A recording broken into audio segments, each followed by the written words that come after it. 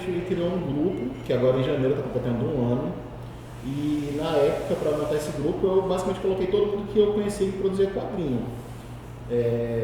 Tinha tido uma mudança, foi uma consequência de uma mudança política, né? Tinha mudado o secretário de Cultura, o secretário estava fazendo reuniões com cada setor de arte, e a gente se surpreendeu porque eles colocaram o quadrinho como uma arte e chamaram a gente para debater.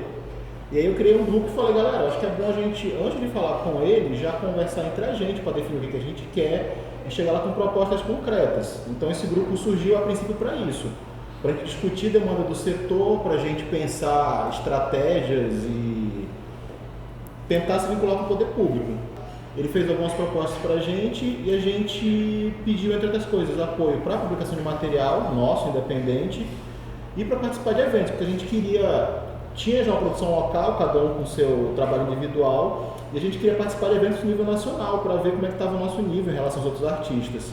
Então a Secretaria de Cultura ajudou a gente tanto com a publicação do nosso primeiro trabalho, a gente fez um trabalho coletivo, que foi a revista Juri, e eles nos ajudaram com as despesas para participar do FIC, que foi do Festival Internacional de Quadrinhos, que é um evento bienal que acontece em Belo Horizonte, e o resultado foi o melhor possível. A gente teve uma ótima receptividade, o material que a gente produziu, a Juri, foi bem comentado, e de lá surgiu um convite para a gente ir já como convidado para a Bienal de Quadrinho de Curitiba. E a gente resolveu então nesse meio tempo, né, manter o grupo que a princípio seria uma coisa temporária, seria para esse contato com a Secretaria de Cultura, acabou virando uma proposta contínua de coletivo e de produção de material.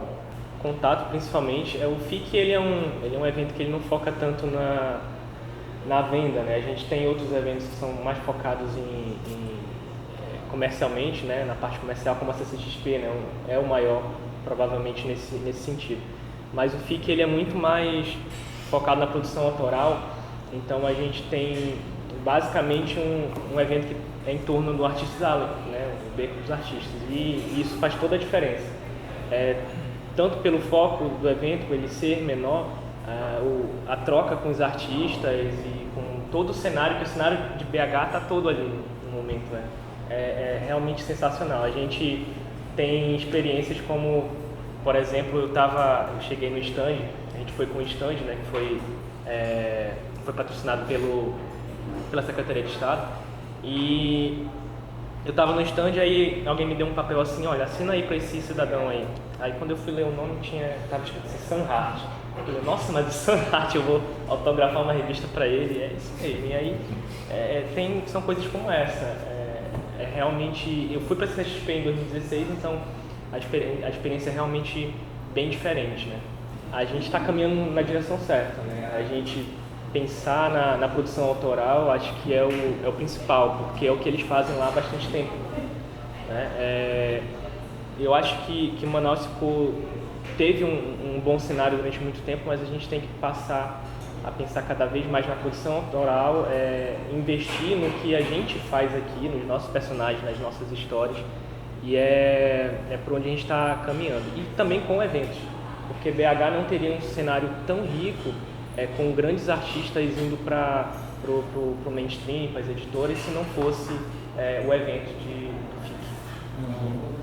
O que a gente percebeu, e esse sim, foi dito por várias pessoas, é que está tendo um movimento no Brasil agora de se criar uma identidade de quadrinho nacional, assim, de criar um cenário com características próprias. Como já tem um quadrinho americano, um quadrinho europeu, e a gente fala quadrinho europeu, mas na verdade tem um quadrinho francês, tem um quadrinho italiano, cada um com suas próprias características, e está surgindo no Brasil um movimento de se criar isso agora, de dar identidade para o quadrinho nacional.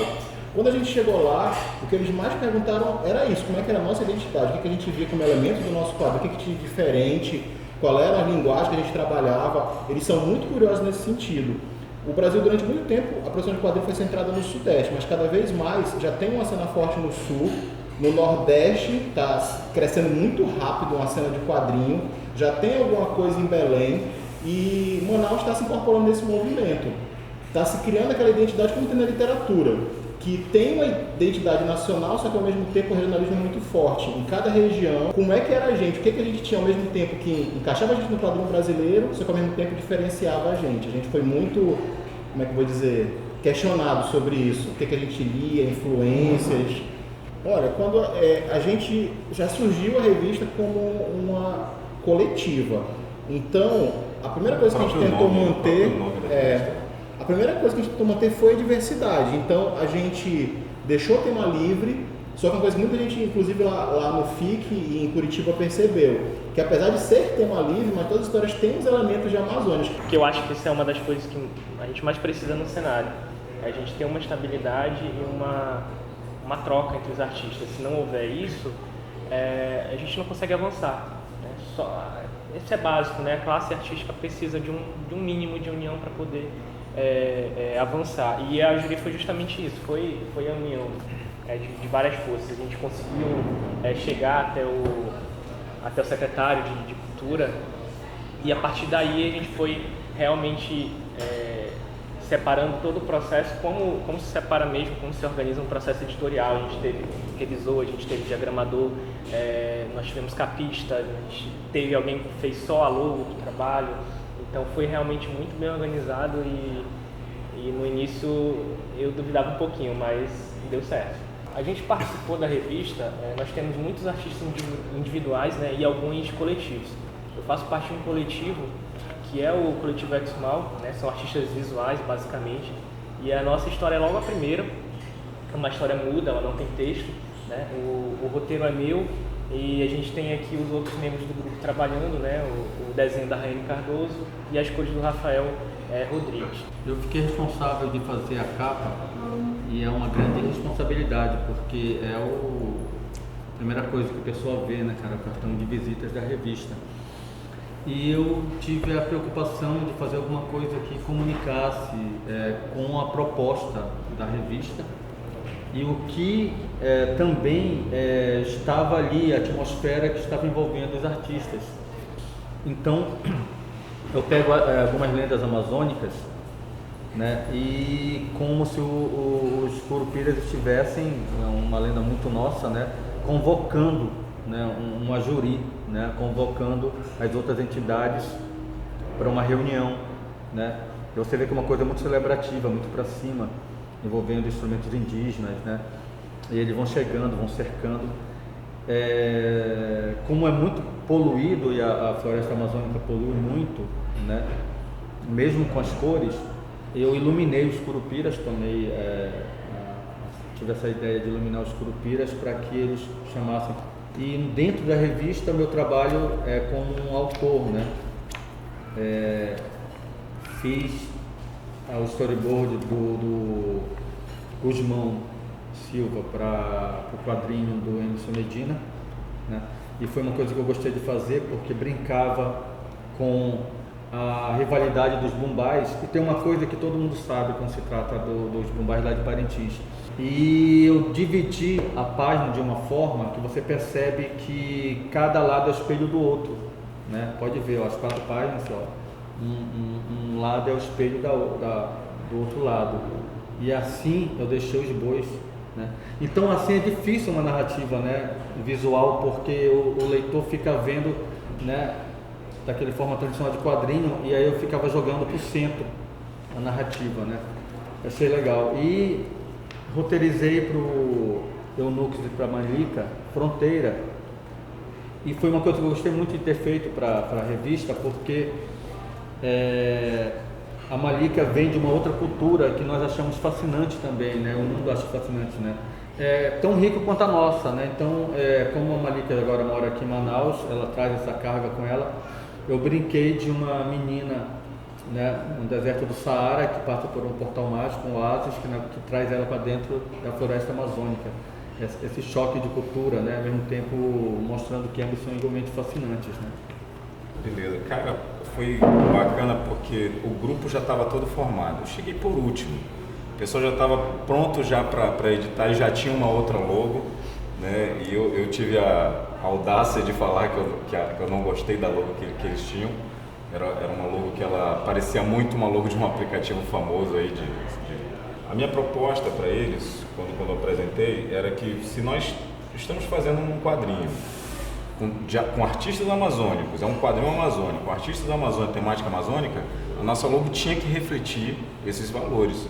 Então eu fui atrás de grafismo indígena, de pintura corporal, e o grafismo indígena, o traço ticuna, era o que mais estava o que mais se encaixava no projeto. Então eu fiz vários esboços até achar uma que ficasse melhor. Inclusive foi unânime até na hora que foi escolhida, que foi esse daqui, né? A pintura corporal ticuna, né? E foi muito gratificante que cada círculo da logo representa um artista ou um estúdio que estava participando do projeto, né? Então assim, quando o pessoal viu aquilo, caramba, é isso tá legal, vai ficar isso daí mesmo. Bom, eu fiz 2 coisas na revista. A coisa mais importante que eu fiz na revista foi a diagramação, que chegou um momento que beleza, todo mundo tem sua história, quem vai montar esse negócio? A gente estava organizado, isso ajudou muito, mas a gente fez isso num tempo bem apertado. Então assim, a correria na hora da diagramação foi grande. E muda formato, e negocia coisas, e chegou colorido pra mim. A única história que não chegou colorido foi a história que eu colori, que foi a história do C4. A história do C4 foi pra mim, que é a última história da revista, que é a história que o Evaldo escreveu e o Juscelino desenhou, que é essa aqui. Que eu fiz assim numa pegada mais, vamos brincar de SimCity, deixa essa arte final brilhar. Aí eu continuei. Eu decidi valorizar a arte final dele e fazer uma coisa só com pontos de cor na página. Mas o mais importante do meu trabalho mesmo foi coletar o trabalho de todo mundo. Eu tava lá cobrando a galera pra mandar as histórias e tava falando, não... E como tava cobrando? Falei, história de fulano não chegou, manda pra mim. Já mandou a história? Tava assim com todo mundo. E juntamos todo mundo. Eu peguei a ideia da logo do César e comecei a trabalhar nela. Comecei a explorar esse elemento também para a diagramação da revista, para fazer essas bordas. E as histórias eu fui adaptando conforme cada estúdio pedia. Por exemplo, essa história foi muito tranquila trabalhar no fundo branco, mas algumas outras histórias eu preferi trabalhar no fundo preto. Foi o caso da história do Medina, que o fundo preto dava uma valorizada nessa pegada mais pesada da arte da história. A revista Juri também tem características interessantes que comungam com o início, né, historicamente, do quadrinho amazonense, que eram os fanzines que se faziam em Manaus nos anos 90, boa parte deles no seio do Clube dos Quadrinheiros de Manaus. E dentro do nosso grupo, né, que produz a Juri, nós temos remanescente do Clube dos Quadrinheiros e até pessoas que nós estamos mantendo o clube vivo, né, como o Mário Orestes, o Vicente. Então é muito legal ver que são estilos que comungam com vários momentos da história do quadrinho. Então, porque a pessoa traz uma carga de influência, alguns quadrinhos muito atuais, né, com a pegada que estão fazendo agora, mas alguns com um quadrinho mais clássico, né? Então, reunir esse pessoal novamente, né, para produzir quadrinho, depois de um tempo em que em Manaus a gente estava vendo muita produção de pin-up, muita produção de fan-art, ninguém estava metendo a cara para fazer quadrinho. De repente a gente começou a dizer, olha, bora fazer quadrinho mesmo, porque dá trabalho fazer quadrinho, né? Dá muito trabalho fazer quadrinho. O Clube dos Quadrinheiros batalhava muito, né, no passado, que era a gente sair dessa coisa mais ilhada aqui e mostrar para fora, né, para outras pessoas, para outros centros. E aí a ideia da Juri é isso, é chegar mais longe possível mostrando um quadrinho com um DNA nosso, né?